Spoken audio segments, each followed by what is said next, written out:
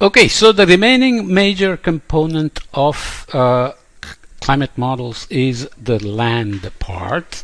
We have seen the schematic already a few times, but now focusing a bit more on the land. So here are the terrestrial systems and climate.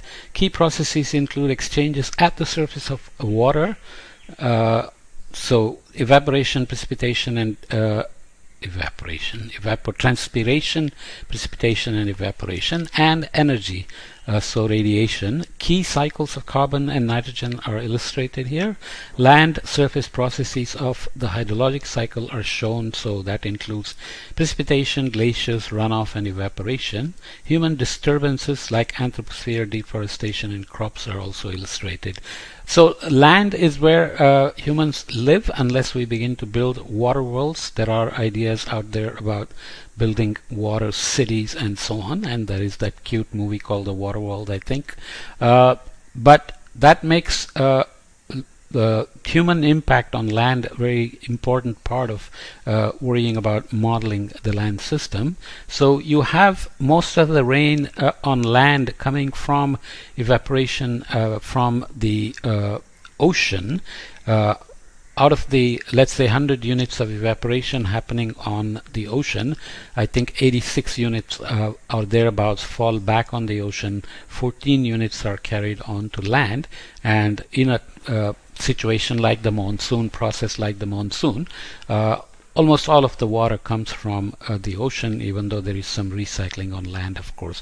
And land can build ice sheets as snow falls, and more snow falls before the previous snow has melted. You can begin to build glaciers. So glaciers can get kilometers thick, as we know already from what's on Antarctica and Greenland, and what used to be on in the northern hemisphere during the last ice age, and so on. And carbon cycle, nitrogen cycle, and phosphorus cycle become very important on land as well. They are important in the ocean, but not at a fundamental modeling level we have to worry about like on land. So vegetation is also important. The heterogeneity, every little piece of land is different from the next piece of land, so this is always very critical in terms of what it means for the net exchange, net storage of water, deserts versus forests versus agricultural land versus urban land, and so on. So vegetation means evapotranspiration, which can have a huge impact on the local climate and can extend far depending on how large that evapotranspiration is. So we have there glaciers, glacier flows, glacier lakes, natural lakes, precipitation, snow. We have various land types like deserts, tropical forests, boreal forests, temperate forest, tundra. Humans are putting massive amounts of nitrogen. The perturbation to the nitrogen cycle is considered already to be beyond the safe operating boundary under that planetary boundaries kind of concept, even though not everybody thinks that's a very useful concept, but still. So agriculture, food supply, and deforestation by humans for various reasons, which hopefully is getting reversed with management, restoration, and afforestation, and so on. So all these are the important components, and of course there is the anthroposphere, which is perturbing the whole system. The main things to worry about here: surface energy fluxes. Key surface fluxes into and out of the land surface include radiation from the sun, obviously. Albedo is very non-uniform. Deserts have high albedo, forests have lower albedo, urban land can have higher albedo, and so on. Infrared, so outgoing long wave energy, is very critical. Fluxes of water, so latent heat and precipitation, are shown in blue here, and sensible heat, which is much more important on land than in the ocean because of the lower heat capacity of land compared to ocean. On the ocean, latent heat flux and solar radiation are the biggest components. On land, so sensible heat can be very important as well. Okay, so you have the energy balance happening, clouds reflecting long wave radiation back. There is the emitted long wave, There is downwelling long wave from clouds and from the greenhouse gas effect, latent sensible heats, ground heat flux, and you have the various soil types: sand, clay, organic, silt, and so on, and you have bedrock, and human beings are of course perturbing the whole system with fossil fuel extraction, deforestation, mining for elements, and so on and so forth. So early on, even like Suki Manabe, when he just wanted the system, the model to work, he made all kinds of amazing simplifications to get things going. And bucket model was a simple hydrologic model where you estimate how much water soil can hold based on precipitation input and evaporation loss up to its field capacity. So field capacity is up there. Water in excess of the field capacity becomes a runoff. So you can see now the hydrologic models, which unfortunately is not included in this book, I think. Maybe I should include, I'll see. They can have incredible details compared to this in terms of what are the details they worry about, but that is somewhat implied here anyways. Okay, so that's just a water balance model. There are of course various components of upper soil moisture and upper groundwater, lower groundwater, deep aquifers, and so on and so forth. So okay, here is a hydrology. In fact, I spoke too soon. Hydrology of the terrestrial model: precipitation comes from the atmosphere, evaporation, sublimation, which is evaporation directly from snow, and transpiration from plants. So any evaporation mediated by vegetation and biology is called transpiration or evapotranspiration. Returns water to the atmosphere, and vegetation acts as a capacitor. So during precipitation, it'll take up water or from the root system, and when it's dry and the vapor pressure deficit increases, vapor pressure deficit is basically the amount of saturation vapor pressure that can exist for a given temperature. Remember the Clausius-Clapeyron relation, and what the actual specific humidity is, which means the atmosphere has capacity to suck out the water vapor from the leaf when the stomata open, so it matters a lot. Okay, water also goes into soil and surface runoff. Obvious. Soil water can also recharge an aquifer in the deep soil layers. So here is a brief schematic of the hydrologic model, typically also called land model. Hydrologic model actually can completely simulate stream flows and catchment dynamics and so on, whereas land model typically focuses on the energy exchange with the atmosphere and water balance, not necessarily doing the full stream flows and other dynamics. Okay, so there is precipitation, there is sublimation from the snow, there is transpiration, evaporation, surface runoff, soil with multiple layers and exchanges. Of course, nutrients are involved in some full models like SWOT, Soil Water Assessment Tool, which is one of the most popular land hydrology models. Soil structure is modified by amount of nutrients. For example, increased carbon can affect soil properties. There is aquifer recharge, and there is the water table, which is the unconfined aquifer, and there is subsurface movement of water based on pressure gradients and so on as well. Okay, a very quick run through there. Ecosystem dynamics. Ecosystems can be distributed from disturbed from fire, and they evolve and change ecosystem type. With global warming, species move, ecosystems don't necessarily move. The more generalized species can adapt and move quickly, the more sedentary ones stay and can go extinct, and so on. Ecosystems can have human change their type, for example, to cropland or through deforestation. Runoff and rivers can be controlled, wetlands can be altered, urban landscapes expand, and so on. So those are the main processes. Urban processes change energy balance, create heat island effects. Wetlands are very important for carbon cycle dynamics as well.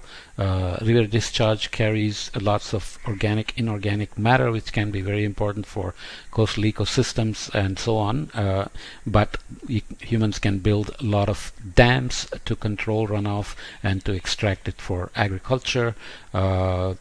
there is woodland harvesting and deforestation, so land use types are well represented in good models, and of course vegetation dynamics, which can vary based on just seasonal changes prescribed from satellites and so on, or dynamic vegetation where vegetation can compete with each other and change from C3 to C4,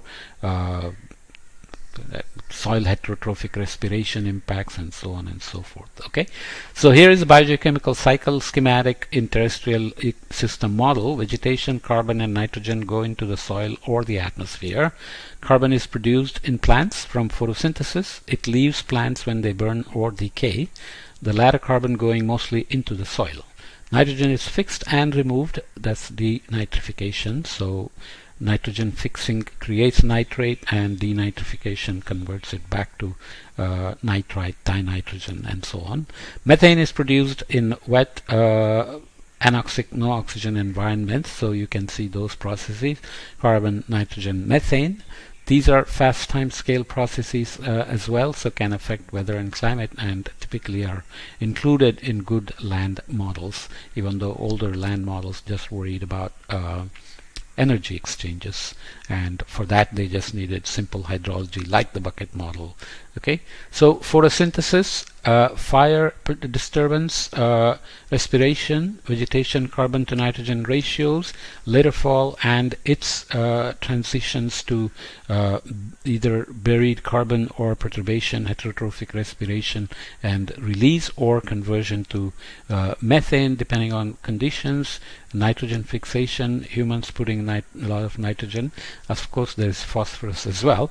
There is no phosphorus in the atmosphere. Phosphorus is only moved through soils. Okay, so soil carbon and nitrogen uptake, root dynamics, denitrification. These microbes, earthworms and other things are very critical for soil health as such. Okay, the other big item to worry about, glaciers of course, and ice sheets. When the glacier size gets a certain area, it's called ice sheet. Greenland and Antarctica, so processes are being shown schematically. Of course Greenland is way off away from Antarctica, but there are key processes. Snow accumulation happens, glacier keeps to grow, continues to grow. Unlike sea ice, which is frozen ice and rigid, brittle, glaciers are they have a rheology. They're like molasses. They can flow down the slope and from the peak. So if snow accumulation is peak here, glacier begins to flow this way and can flow onto the water body and create shelf ice, which of course becomes susceptible to warming and sea level rise and so on. The equilibrium line is basically where the accumulation of glacier mass and ablation of glacier mass are in balance, and the global warming challenge is of course how equilibrium lines are moving on slopes and so on. So ablation is melt, which can form icebergs, which can have their own dynamics and impacts on the ocean, including things like the Titanic, for example. Antarctica has very different processes, complicated because warm ocean can create warmer atmosphere, more water vapor and more snow, while also carving off shelf ice, whereas Greenland is experiencing much more of a melt without much of ocean dynamics and shelf dynamics. So it has top level melts which create pools of glacial water ponds, which reduces albedo by a lot, and then more energy is absorbed, and then water begins to drill into the glacier and creates what are called moulins. And when glacier flows, friction at the bottom can create these ponds called basal water ponds, which can lubricate and change the rates of glacier movements, and hence glacier loss, calving, and so on and so forth. So these are the kind of details that are modeled in land ice models, but then they are have to interact with the ocean as well, and sea level can change if you keep building substantial amounts of glaciers, because you're taking water from the ocean and putting it onto land and freezing it up. What else can I say about it? there is a tectonic aspect involved in it. If you build a lot of glaciers, the weight can push the plates down. Ahead of it, plates go up, and when glacier melts, this rises back up, this sinks back down.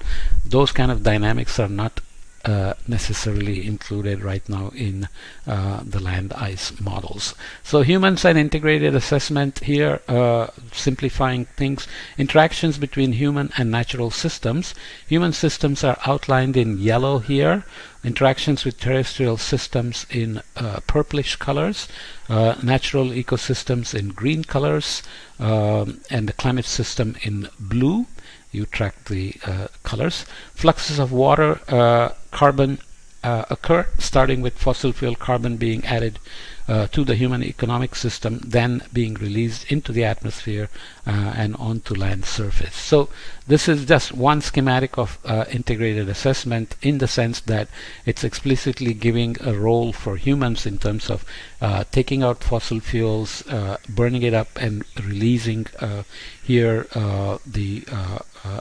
into the land system. So interaction with the terrestrial systems of land use, and then CO2 being released into the atmosphere, exchanges with land and ocean, impacts on ocean carbon, atmospheric composition, climate system.